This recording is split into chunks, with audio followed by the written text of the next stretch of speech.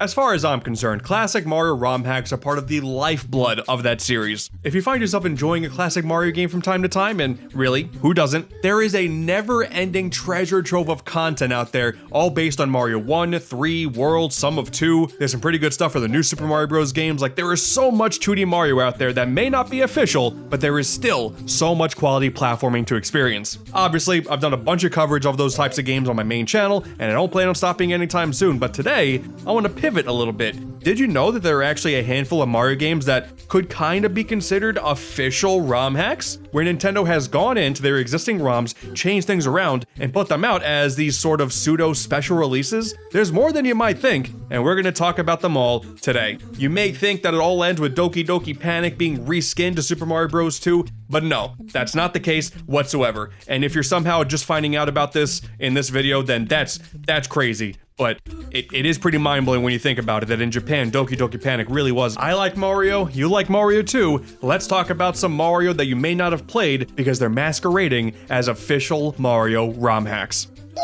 Starting off here, we have the original Mario ROM hack, All Night Nippon Super Mario Bros. This released for the Famicom Disk System in Japan only in December of 1986, and this is a very strange one because for the most part, this is just a retooling of the classic Super Mario Bros. Game, but with some of the graphics being changed to personalities from the Japanese radio show All Night Nippon. It was initially sold through a lottery system to celebrate that show's 20th anniversary, and as a result, I've read that there's only roughly 3,000 copies that were ever released, so it's very rare. Obviously the ROM is out there, so if you want to play it, you can, and you can see weird things like instead of a Goomba, it's a guy's head.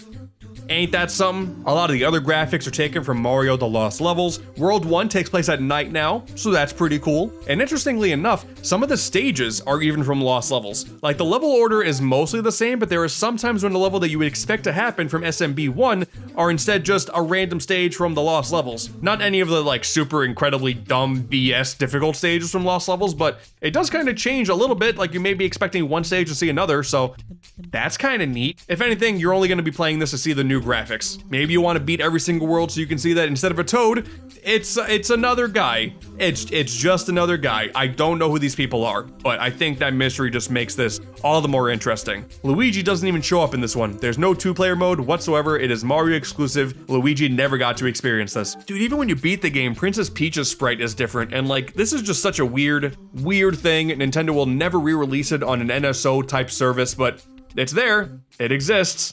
Kinda cool.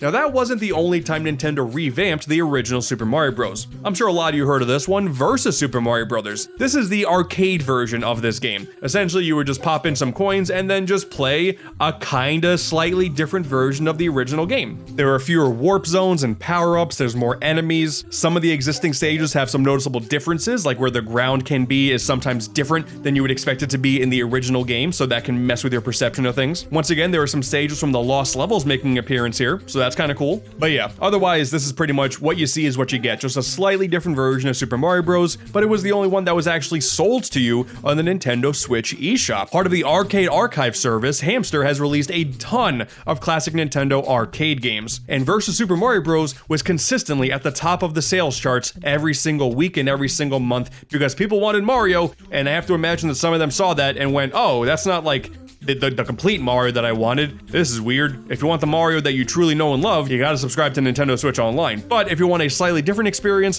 Versus Super Mario Bros. At least has been preserved on the Switch. You're never gonna see this with All Night Nippon Mario, so take what you can get. I believe this counts as the most recent attempt at an official ROM hack. We have the Super Mario 64 Shindo Pack. The release timeline for Mario 64 is actually kind of interesting. You see, the game originally launched in Japan in June of 1996. Later on in the year, in September, it released in America, with some changes. If you look down a list, there are quite a few changes between the Japanese and American versions, so Japan said, okay, we're going to release the game again with those international differences, as well as add Rumble Pack support, and that version is going to be exclusive to Japan, releasing in 1997. So arguably this is the most definitive official version of this game. There's some sound changes and some graphical changes, and they also fixed a bunch of glitches, and they released this version in Super Mario 3D All-Stars. Most people know this as the version of the game where you can't backwards long jump up the stairs. I don't think anybody even cares about the Rumble. I think people forget that the original game didn't have Rumble support, so the controller can shake a little bit now, but you can't speedrun the game as easily. So does that make this the definitive version or the worst version? I don't know, but it exists. Super Mario 64 Shindo Pack. At least they fixed the texture on Mario's hat in 3D All-Stars because I'm glad they did something to it.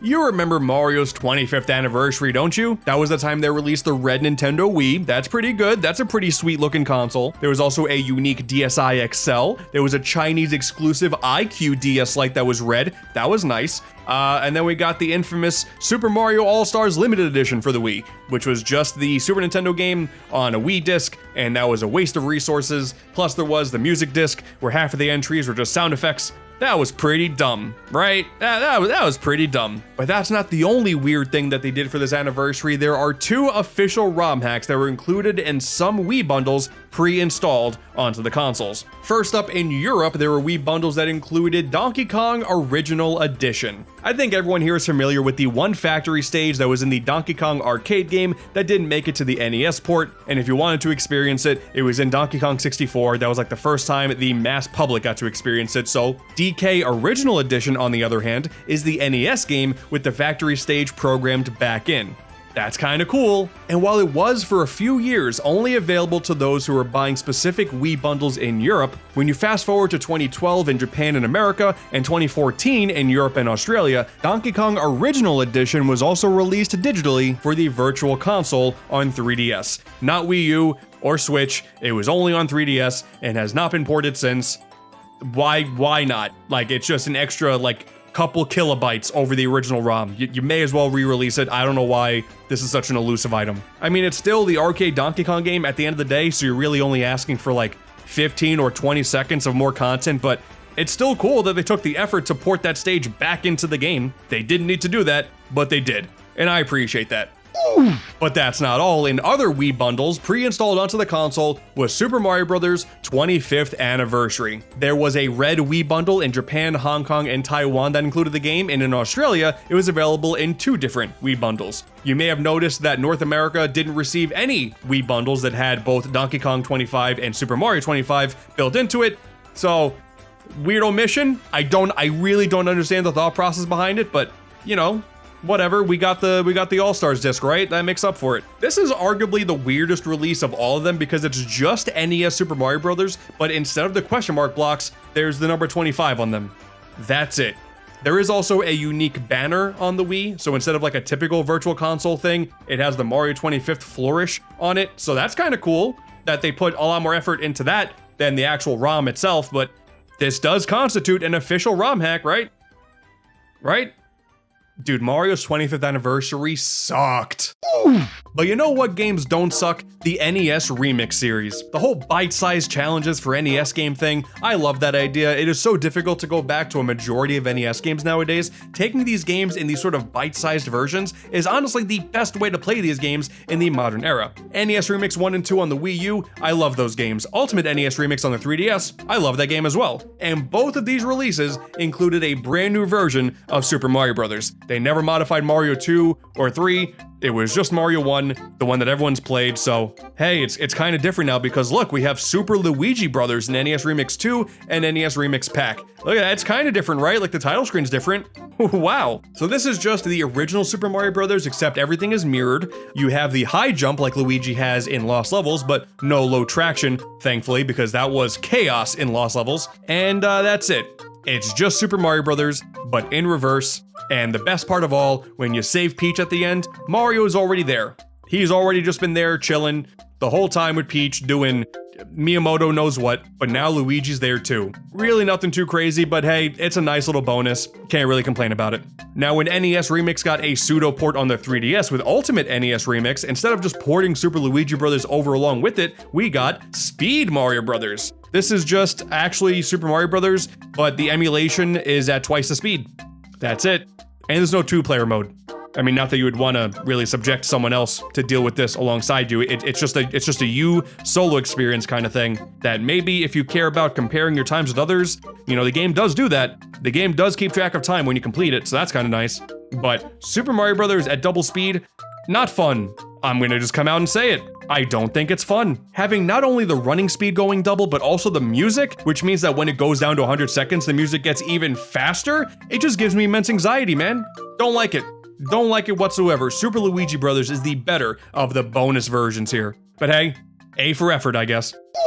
But on the topic of Luigi, we can't forget the inclusion in Super Mario 3D World of Luigi Bros. If you thought Mario's 25th anniversary was a flop, well hey, the year of Luigi was only like slightly better. Part of the festivities of that majestic year when Nintendo set record losses for the company, we got Luigi Bros right there on the main menu once you beat Bowser in the main campaign of 3D World, or if you have a save file for New Super Luigi U, it unlocks right there as well. Or if you want to spend a little bit more money and get the deluxe game on Switch, it's auto-unlocked for you right then and there. That's nice. This is just Mario Brothers, not Super Mario Brothers, just Mario Brothers, where you can play as Luigi and also Luigi. It's just Luigi twice.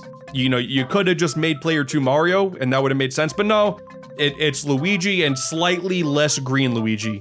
How exciting. What's interesting though is that both of these games have a different emulator. NES emulation on the Wii U was notoriously terrible. Everything was blurry and darker than it needed to be. Quite frankly, it sucked. So when 3D World plus Bowser's Fury came to the Switch, thankfully, we got a brand new emulator where everything is nice and crisp, much better. Thank you. I mean, I'm still not gonna play it because I'm not that big of a fan of arcade Mario Brothers, but hey, now it's preserved in a better fashion. Thanks so much. This honestly just kind of brings into question like every time Nintendo has tried to emulate their own games and we get different results like every 20 minutes. I'm still mystified by that one random port and translation of the original Fire Emblem game on NES that they did in 2020. Like that uses the crappy Wii U emulator, all right? Where everything is like blurry and dark and it makes no sense and it's not the same emulator that's on the NSO app. It's just weird, man. But I guess this is the more common example of it than the one random Fire Emblem game. But it's an official ROM hack, so there you go. But there is one additional time they modified their classic Mario Brothers game. Here we have Kite Takita Mario Brothers, or roughly translating to the return of the Mario Brothers. As if there was any time that they weren't here. Hey, look at that, they're back. So this Japanese exclusive released for the Famicom Disk System in 1988, and on the surface it appears to be just the classic Mario Bros game, but with a few new additions to the overall aesthetics. There's a main menu now, so you have a few different options that you can tinker with, and before you get into the game, there's a full-blown super Japanese cutscene here. Seeing a cutscene in Mario Bros like this is wild. I didn't know this game was capable of this many colors. But you have two main options at the start. You have the original Mario Brothers and the new Nagatanian world. The original Mario Bros plays exactly like you would expect, but there are some new levels that were added. Mario and Luigi have better controls now because they can move in mid-air. That changes so much. There's an in-game leaderboard now if you care about that sort of thing. I don't think you do, but it's there. And also they advertise other things like in between some of the levels, like Mario 3. Hey, look at that, it's coming out soon. That's a strange thing to see. Also, there's like Japanese food. You see, it turns out that Nagatanian is actually a Japanese food company. They're the ones who sponsored this game's existence, and that's why there's a Nagatanian world as an extra option. Which once again, basically the same exact game, but there's also a slot machine that you can take part in when you get a game over. So, fancy that, huh? Apparently there was a big promotion with this game where if you got enough points, you were given an opportunity to just flat out get a copy of Mario 3, which released around the same time as this. What a strange thing Kite Takita Mario Brothers is. It's certainly no Punchball Mario Brothers, which also released for the PC 8801, where it's basically the same game, but looks and runs worse, and now you have a new power-up in the Punchball, where you just throw it at an enemy and then they go, oh, don't play this. You're not missing anything. Don't play this. Now, I don't know if this necessarily counts, but I don't know when the hell else I'm going to talk about it. Super Mario Bros. Special, developed by Hudson Soft for the NEC PC 8801 and Sharp X1 computers exclusively in Japan. This released roughly 3 months after Lost Levels, and this is horrible. Dude, the screen scrolls like it's an NES Zelda game. Like this, that alone is already incredibly surreal, but also the physics are just weird and off, and I don't like it. It plays terribly. There's no Luigi here. He didn't want to partake in this either, and I can't blame him. Obviously, the graphics are weaker, and like yellow is the main color in this one version of the game, and it just looks off, and I don't like it. But not everything is necessarily a downgrade because there's brand new items in here. Like the hammer from Donkey Kong shows up in this game, working exactly as you would expect it to. Okay, There's a wing power-up that allows you to fly, which is just swimming in midair, but it's a new power-up. What a weird thing. This is such a weird version of Mario that is official. You know, it may not be a Nintendo release, but it is official. There are some other changes here or there when it comes to like the level designs and whatnot, but really, with emulation being as common as this for other consoles and not so much the Sharp X1 computer, if you want to experience a little bit of what this original release had to offer, there have, of course, been a few attempts to recreate this version as a ROM hack for the original Super Mario Bros., so you're better off doing that instead. Who realistically is emulating Sharp X1 computers in the mid-2020s? It's certainly not going to be me. This game is not worth it.